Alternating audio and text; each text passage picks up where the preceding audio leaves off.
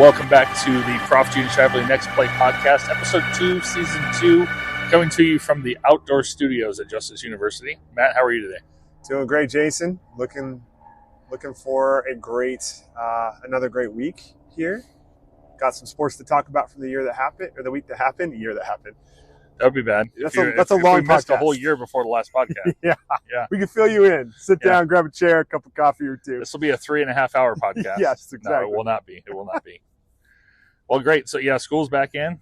Campus life is buzzing once again. It is. I know in my class, it seems like everybody's ready to roll. I don't know how your classes are going, but first few days were a little rough. I think people are easing back into getting into school, but yeah, this week's been much better, so that's good to see. I just like having not the 9 a.m. class. The 9 a.m. class is tough. It's tough on them. It really is. The last class of the day isn't much easier either because it's right after lunch and yeah.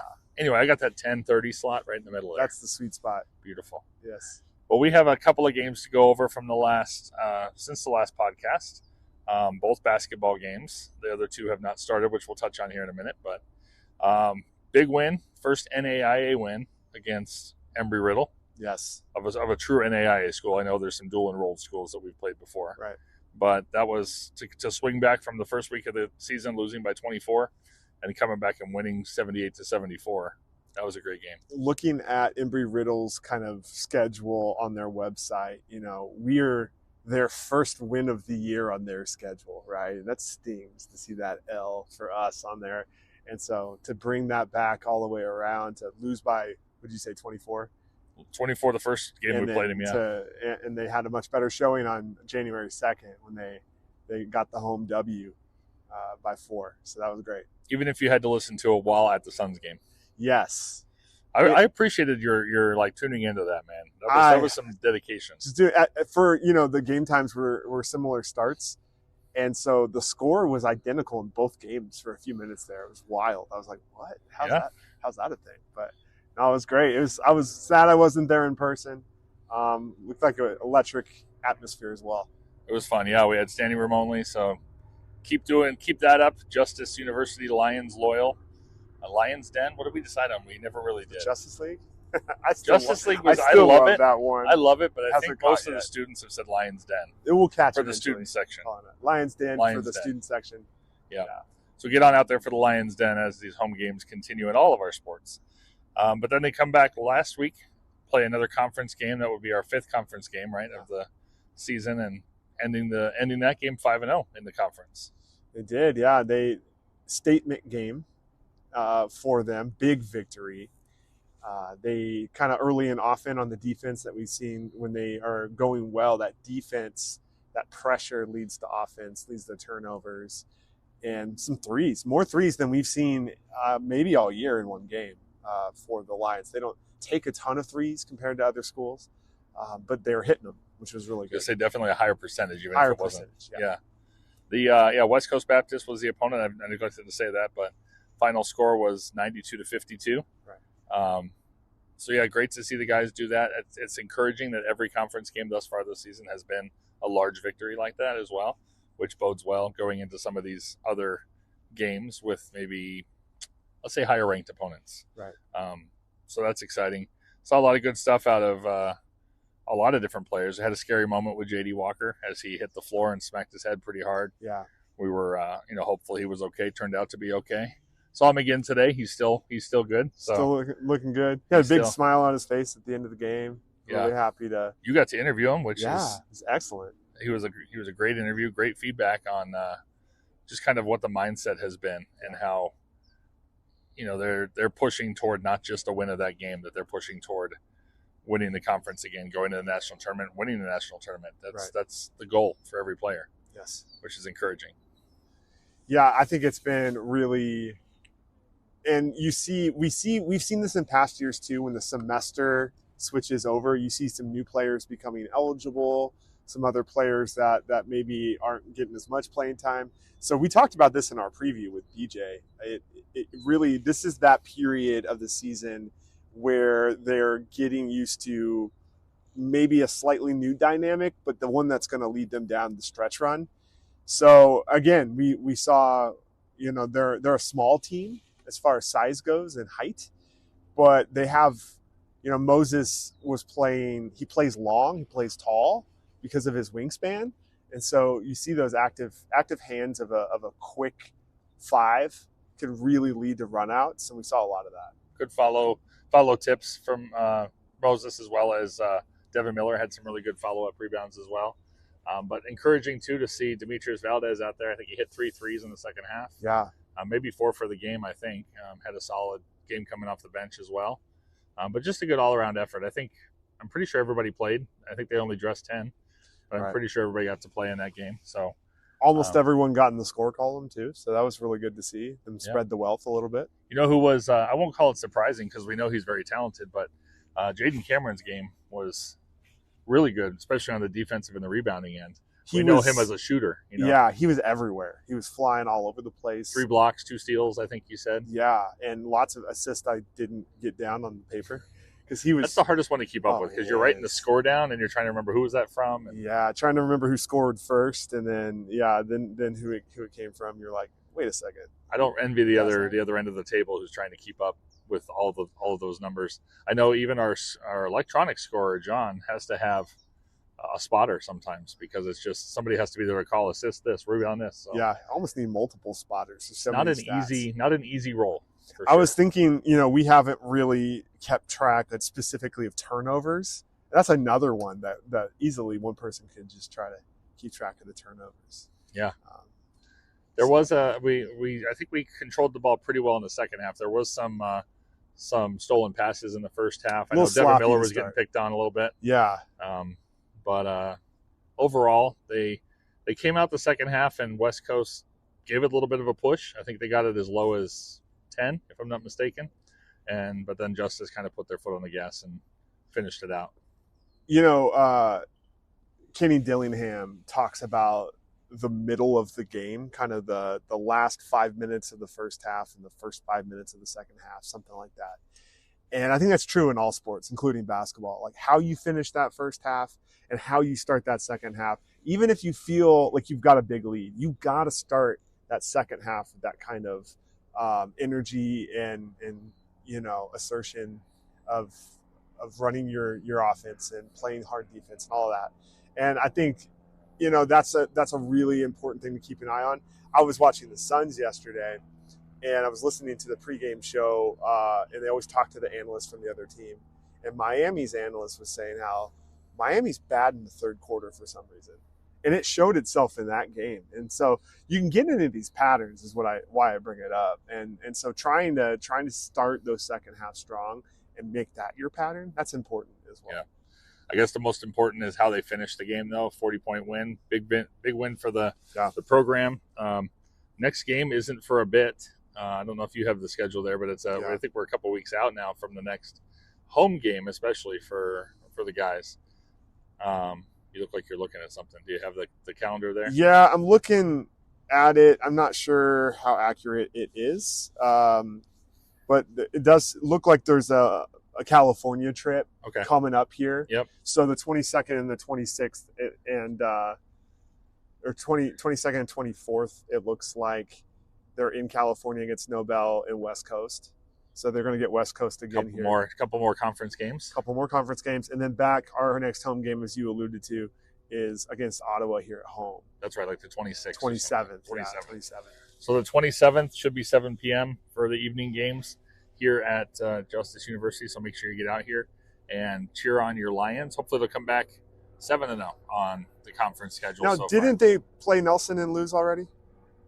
You are correct. They lost on a buzzer beater to Nelson. You are correct. So they do have a loss. Man, I've got such optimism for this team.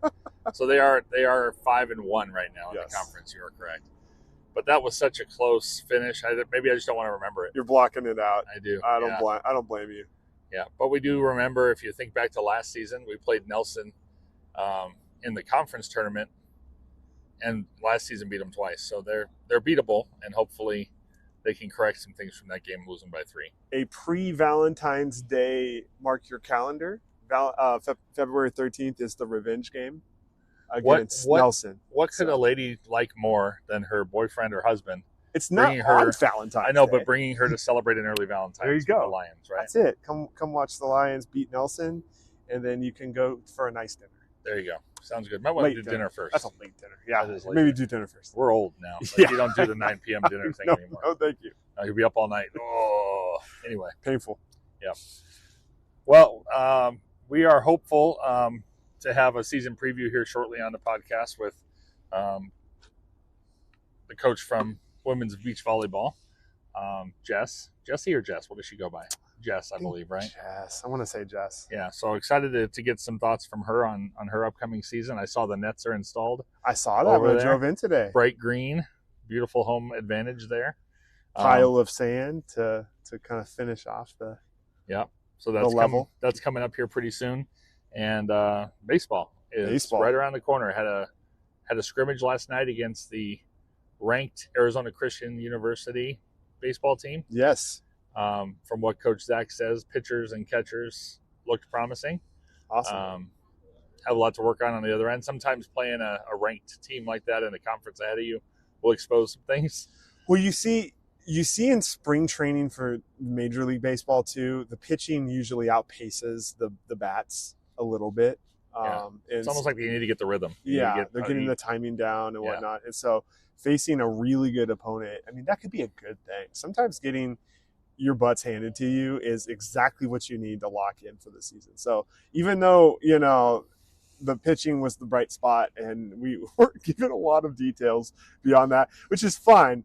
It's early days. Hey, we should have gotten our butts out there and watched it. Yes, that sounds great. Driving to Glendale in rush hour traffic. I'm not saying we would have. I'm just saying if we want the details, we probably want to be there. That's true. We can't blame them. No.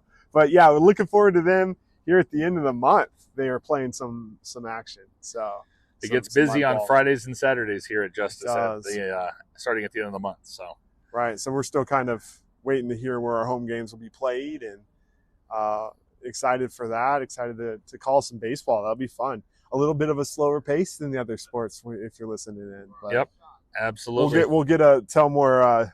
The jokers will get to be more jokeful, so that'll be good. We are humorous. We're so funny. Yep. Got the outdoor studios. You get celebrity appearances. Had Vontae Irving Jr. walk by here. That's it. Give us a little wave. So that's it. I love it. Yeah. So lots of things happening this season. This is kind of a little bit of a lull for a couple of weeks in terms of game action, but still a lot going around campus. I know it's New Year's resolution time, Matt. It is. And, with that, you start to think of stuff you want to start, stuff you want to stop, stuff you want to be better at, and even starting new seasons, as we're talking about baseball and beach volleyball and basketball, even coming into the new semester, if you will, with slightly new roster. Follow through is something that's hard for a lot of people all right, I'm going to do this. But then you start to do it, and instead, I'm too tired. I don't want to do that now, right? The excuses come in. And so I think partially following through with what we say is letting our yes be yes and our no be no, as Scripture talks about. But it's also good practice and discipline as a human and an individual, even if you're not an athlete, to try to follow through. And accountability helps. That's a big factor. But, that breakthrough of doing what you said you're going to do, it feels so good on the other side of it as well. Yeah, it's an interesting topic you're talking about right now, just because my class this week is all about integrity and leadership. And so use that verse, let your yes be yes and your no be no. Mentioned twice in Scripture. Jesus says it once, and James again, and I think James 5 maybe says it again. And so something to be learned about that. I'm not a big believer in resolutions, but I am a believer in goals. Yeah. Good. And so, I've talked to my students before, just verbalizing a goal. Just writing down a goal gives you a 40% higher chance of achieving that goal. And when you tell someone else, it goes up to 65%. And when you really have an accountability relationship, it's a 90% higher chance of achieving your goal. Wow. So a lot of times we make these goals and we keep them on our little board in our office, or maybe if you're a student, you might put it in your phone or something like that. Tell somebody. Yeah. And even better than that, get a teammate on it with you, get a fellow student on it with you. And you think of even the kind of the concept of following through. Every sport has their version of that, of a good shot. You have to follow through with your wrist. In basketball and soccer, you've got to kick all the way through the ball. Don't just stop right when your foot. Sometimes Volleyball swing through. Baseball swing both through. pitching and swinging, Yep. has follow through in it. And you want to run through the bag at first base. Don't just stop. Even a sport we don't have, golf, you got to follow through right with You the club. do. So follow through is one of those lessons that's woven throughout our world, and the sports world at least, but I think life. And you don't. We're also not alone. We have, like you were saying, a teammate or someone to hold you accountable or someone to check in. Hey, are you doing that thing you said you're doing? And so it's a good reminder as we think of goals for the new year. I like that better than resolutions too. And, I was joking with someone earlier, the best day to go to the gym, probably here in about 2 weeks.